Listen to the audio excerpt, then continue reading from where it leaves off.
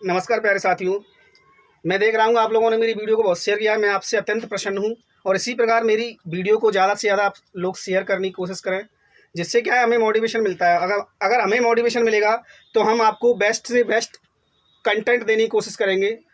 और आपके इसी खुशी के दौर में आपके लिए हम एक नया टॉपिक लेके आए हैं जिसका नाम है परसेंटेज। क्या है परसेंटेज? अब देखो परसेंटेज होता क्या है, दैनिक लाइफ में इसका बहुत सारा यूज़ है।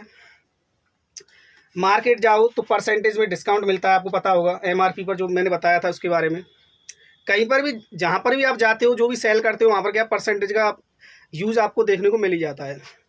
तो अब देखते हैं परसेंटेज होता क्या है। इसका अगर संधि विच्छेद करें तो पर प्लस सेंटेज, यानी पर में होता है 100, सेंटेज में तो होता है 100। एक तरीके से देखें तो यहाँ पर क्या होगा कि 100 को आधार मान के जो गणना की जाती है उसे क्या कहते हैं, परसेंटेज कहते हैं। Calculation on 100 is called percentage. Calculation on 100 is called percentage, यानी 100 को आधार मान के जो गणना की जाती है, जो क्रिया की जाती है, वो क्या कहलाता है, परसेंटेज कहलाता है। इसमें जो मोस्टली जो हमारे बेसिक सबसे पहला जो क्वेश्चन बनता है इसमें क्या होता है, फ्रिक्स आपसे कहेगा कि परसेंटेज से फ्रैक्शन में बदलिए। सेकंड टाइप क्या बनेगा, इसमें फ्रैक्शन से परसेंटेज बदलिए। ठीक है, अब देखिए जान लेते हैं। मैंने प्रॉफिट एंड लॉस की आपने मेरी क्लास देखी हो तो उसमें मैंने क्या लिखाया था, आपके लिए फ्रैक्शन वैल्यू लिखाई थी, उनका ही बहुत सारा इसके अंदर यूज़ होगा परसेंटेज के अंदर।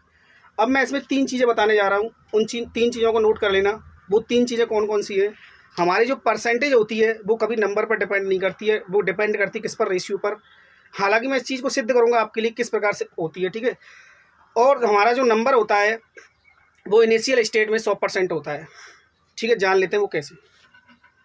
सबसे पहले तो मैंने ये बताया आपके लिए परसेंटेज क्या होता है। 100 को आधार मान के जो गणना की जाती है क्या कहलाती है, परसेंटेज कहलाती है। Calculation on 100 is called percentage. अब देखिए मैं 3 कौन कौन सी बेसिक बातें बता रहा हूँ जो कि मैंने प्रॉफिट एंड लॉस में मेंशन की थी, उनका यूज़ यहाँ पर भी होगा। वो कैसे, वो जान लेते हैं।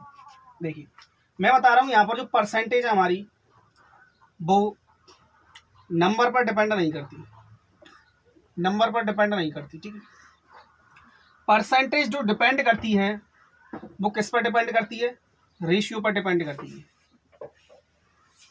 परसेंटेज जो डिपेंड करेगी रेशियो पर डिपेंड करेगी। और कोई भी नंबर होगा हमारा, कोई भी number, any number initial state में यानी प्रारंभिक अवस्था में कितना होगा, 100% होगा। अब देखो इन दोनों बातों का मतलब समझ लेते हैं कैसे। परसेंटेज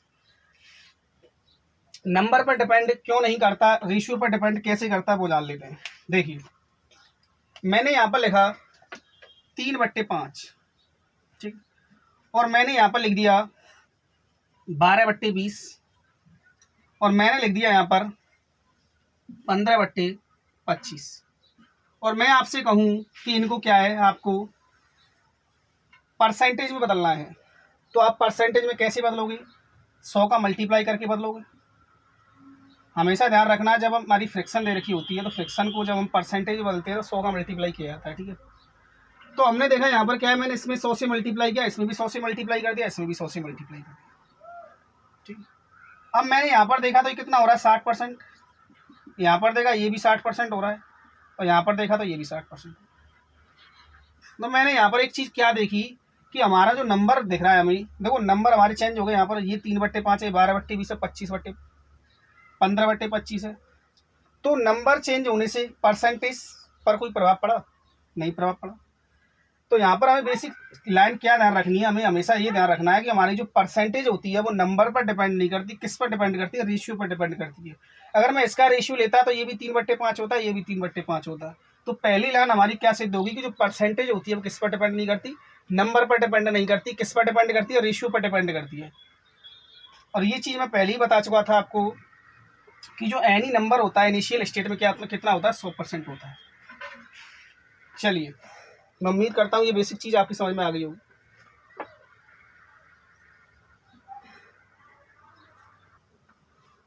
देखिए इसमें जो पहला टाइप बनता है परसेंटेज के अंदर, वो क्या बनता है, आपसे पूछेगा आपसे कि आपके पास फ्रैक्शन लिखी होगी, कोई भी रेशियो डाटा लिखा होगा, आपसे कहेगा वो कि इसको परसेंटेज में कन्वर्ट कीजिए। तो हमेशा आपको ध्यान क्या रखना है, जब भी हमारा न्यूमेरिकल डाटा दे रखा होगा रेशियो की फॉर्म में, फ्रैक्शन की फॉर्म में जब भी दे रखा होगा, तो आपसे परसेंटेज में पूछे तो आपको करना क्या होगा, आपको करना क्या है, आपको क्या है 100 से मल्टीप्लाई करना है केवल। अगर आपसे कोई भी वैल्यू फ्रैक्शन में दे रखी है और आपसे पूछे उसको परसेंटेज में कन्वर्ट कीजिए, तो आपको करना क्या होगा, 100 से मल्टीप्लाई करना होगा। पहली चीज़ तो आपके अंदर ये देखने को मिल जाती है, ठीक है, प्रश्न के अंदर। जैसे मैं यहाँ पर लिख दूँ 4/5, कितना लिख दूँ 4/5, तो वो आपसे पूछ देगा कि इसको परसेंटेज बदलिए, तो आपको बदलना कैसे होगा, 100 का मल्टीप्लाई करेंगे तो कितना हो जाएगा 4/5 80%। और वैसे भी आप देख रहे हो यहाँ पर 1/5 का मतलब कितना होता है 20%, 20 कितना हो जाएगा 80%।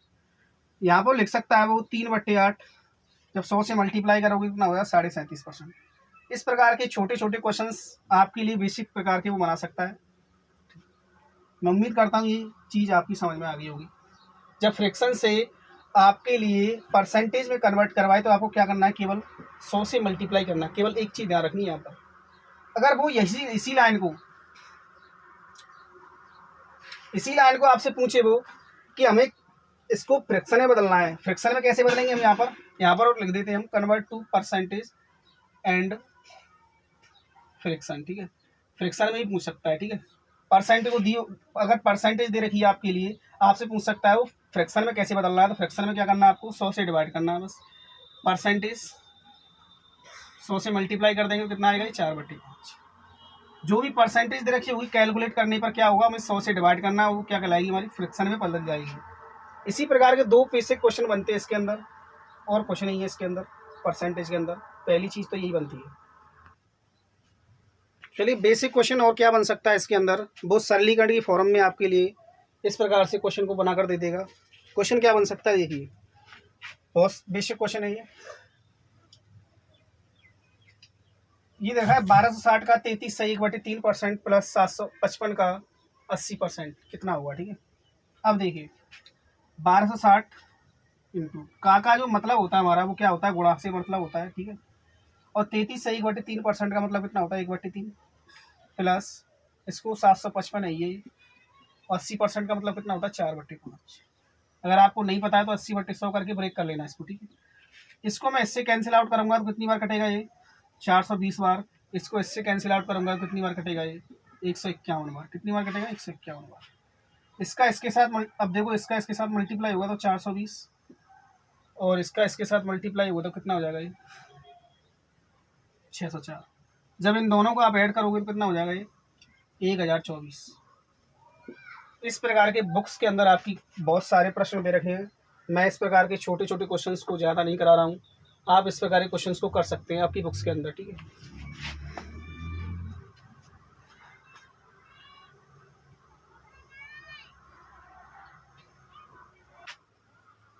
जिस किसी ने प्रॉफिट एंड लॉस की मेरी पहली क्लास नहीं देखी उनके लिए मैं क्या है, उसमें मैंने फ्रैक्शन वैल्यू लिखाई थी, ठीक है।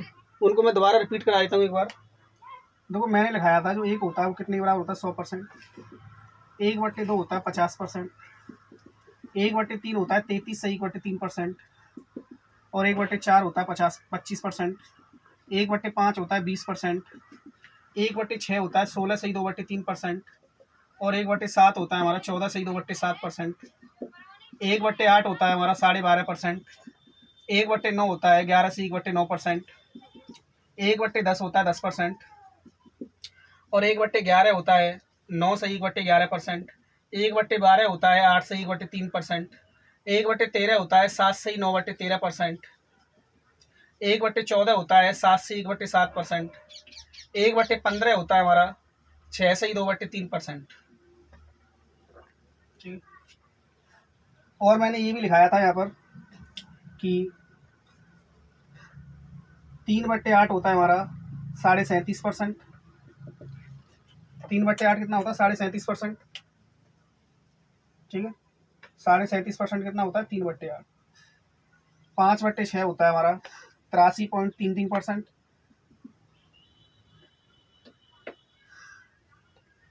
ये बेसिक फ्रिक्शन मैंने लिखाई थी उस दिन जब मेरी प्रॉफिट एंड लॉस की पहली क्लास थी। इनको आप दोबारा देख लीजिए।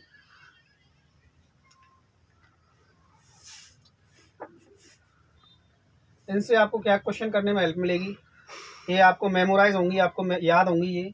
तो आपका जो क्वेश्चन है वो जल्द से जल्द ब्रेक हो जाएगा, आपको ज़्यादा टाइम नहीं लगेगा क्वेश्चन को करने में, इससे बहुत सारा टाइम सेव हो जाता है हमारा। एसएससी का जब एग्ज़ाम देने जाओगे तब टाइम की कीमत आपको पता चलेगी।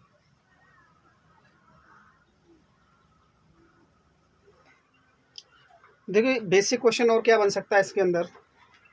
देखिए क्वेश्चन बन सकता है कि अगर किसी संख्या का 16 सही 2/3% इसी संख्या में जोड़ दिया जाए तो कितना प्राप्त होता है? 956 प्राप्त होता है। तो वास्तविक संख्या ज्ञात कीजिए। देख लेते हैं। मैंने अभी लिखाया था आपके लिए 16 सही 2/3% का मतलब कितना होता है? 1/6 होता है। ये कह रहा है कि अगर ये नंबर होता हमारा 6, ठीक है, इसमें अगर हम 1 को ऐड कर देते तो कितना प्राप्त होता? 7 प्राप्त होता हमारे हिसाब से। लेकिन प्रश्न में क्या बता रहा है? 4956 प्राप्त होता है। तो 7 की वैल्यू कितनी दे रखी है? 4956 के बराबर दे रखी है। तो 1 की वैल्यू कितनी हो जाएगी? 708 के बराबर हो जाएगी। तो हमसे पूछा एक्चुअल नंबर क्या है, तो एक्चुअल नंबर क्या है? 6। तो 6 की वैल्यू कितनी हो जाएगी? 4248। मैं उम्मीद करता हूँ ये प्रश्न आपकी समझ में आ गया होगा।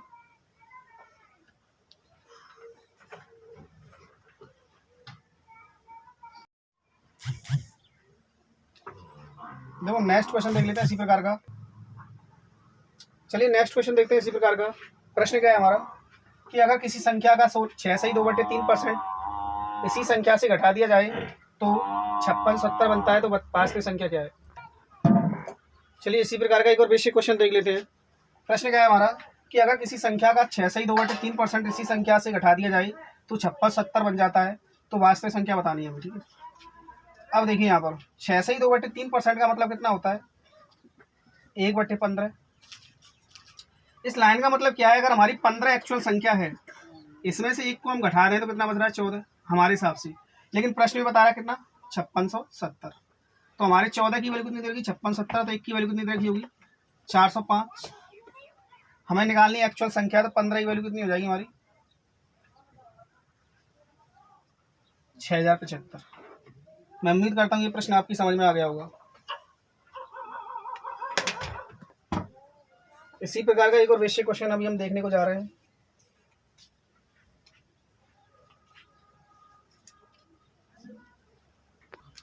तो वो बेसिक क्वेश्चन क्या है हमारा, इसी प्रकार का एक और देख लेते हैं। 11 ये कह रहा है कि अगर किसी संख्या को किसी संख्या का 11 से 1/9% इसी संख्या में जोड़ दिया जाए तो 900 बन जाता है। तो वास्तविक संख्या बतानी है हमें। तो 11 से 1/9% का मतलब कितना होता है? 1/9। नंबर हमारा 9 है और इसमें 1 ऐड कर दे तो कितना हो जाएगा? 10 हमारे हिसाब से। लेकिन प्रश्न के हिसाब से बता रहा है 900। तो 1 की वैल्यू कितनी हो जाएगी? 90। हमसे पूछिए एक्चुअल संख्या, तो एक्चुअल संख्या 9 की वैल्यू कितनी हो जाएगी? 810। इस प्रकार के मैंने 3-4 क्वेश्चन आपके लिए करा दिए और आपके बुक्स के अंदर ऐसे इस प्रकार के क्वेश्चन अनेक देखने को मिल जाएंगे। बुक्स से आप प्रैक्टिस कर सकते हैं इस प्रकार के क्वेश्चन की। मैं उम्मीद करता हूँ ये प्रश्न आपकी समझ में आ गए होंगे। देखो एक और बेसिक क्वेश्चन क्या बन सकता है परसेंटेज के अंदर, वो देख लीजिए। क्वेश्चन हमारा कि अगर किसी संख्या में 64 जोड़ दिया जाए तो संख्या का 157 सही 1/7% बन जाता है। तो संख्या क्या करनी है हमें? सबसे पहले तो हमें ये पता होना चाहिए कि 157 सही 1/7% का मतलब क्या होता है। आप करेंगे कैसे? इसके साथ मल्टीप्लाई करेंगे, इसको ऐड करेंगे, फिर 100 से डिवाइड करेंगे। कैलकुलेट जब आप करोगे तो इसकी जो वैल्यू निकल के आएगी वो कितनी निकल आएगी? 11/7 निकल के आएगी, ठीक है। 157 सही 1/7% की जो वैल्यू निकल के आएगी कितनी निकल के आएगी? 11/7, ठीक है। इस लाइन का मतलब क्या है कि हमारा जो नंबर था वो नंबर कितना है? 7, ठीक है। वो कितना गया? 11। तो हमें यहाँ से एक चीज पता चलती है कि हमारी जो एडिटिंग हुई है कितने की हुई है? 4 की। तो यहाँ पर कितना जोड़ा गया? 4 जोड़ा गया। लेकिन प्रश्न में बता रहा है कितना जोड़ा जा रहा है? 64। तो 4 की वैल्यू 64, तो 1 की वैल्यू कितनी हो जाएगी? 16। अब हमें ज्ञात क्या करना है कि संख्या ज्ञात करनी है। संख्या कितनी हो जाएगी? 7 की वैल्यू कितनी हो जाएगी? 16 7 112। मैं उम्मीद करता हूँ ये प्रश्न आपकी समझ में आ गया होगा। सेम इसी प्रकार का एक और बेसिक क्वेश्चन देख लेते हैं। दो क्वेश्चन क्या है कि अगर किसी संख्या में 930 जोड़ दिया जाए तो संख्या का 444 सही 4/9% बन जाता है। तो संख्या ज्ञात कीजिए। देखिए 444 सही 4/9% का जो मतलब होता है वो कितना होता है? 40/9। जब इसके साथ मल्टीप्लाई करोगे आप और इसको ऐड करोगे और 100 से डिवाइड करोगे तो कितना निकल के आएगा? 40/9। हमारा जो नंबर है वो कितना है? 9। और हो कितना गया 40। तो कितना ऐड किया गया इसमें 31। हमारा जो एक्चुअल नंबर है वो कितना है 9 और हो कितना गया 40, तो इसका मतलब 31 जोड़ा गया इसके अंदर। प्रश्न में बता रहा है कितना जोड़ा जा रहा है 930। तो 31 की जो वैल्यू है वो 930 के बराबर, तो 1 की वैल्यू कितनी हो जाएगी 30 के बराबर। प्रश्न में हमसे पूछा गया कि संख्या ज्ञात कीजिए, तो 9 की वैल्यू कितनी हो जाएगी 270। इस प्रकार के मैंने कई क्वेश्चन आपके लिए करा दिए हैं, और इस प्रकार के क्वेश्चन को और ज़्यादा मात्रा में करने के लिए आप अपनी बुक से प्रैक्टिस करें। मुझे लगता है कि अब इस प्रकार के क्वेश्चन को करने के बाद में आपके सारे डाउट पहले से जो होंगे वो क्लियर हो गए होंगे। आज की क्लास हमारी यहीं पर समाप्त होती है और अगली क्लास हमारी कल होगी। मेरी आपसे विनती है कि हमारे चैनल को सब्सक्राइब करें, लाइक करें और हमारी वीडियो को ज़्यादा से ज़्यादा अपने दोस्तों के पास शेयर करने की कोशिश करें, और हमें कमेंट कर बताएं कि हमारी जो वीडियो है उसमें क्या त्रुटि हो रही है। आप हमें बताएंगे तो हम क्या इस वीडियो में और इम्प्रूवमेंट करने की कोशिश करेंगे। Thanks for watching.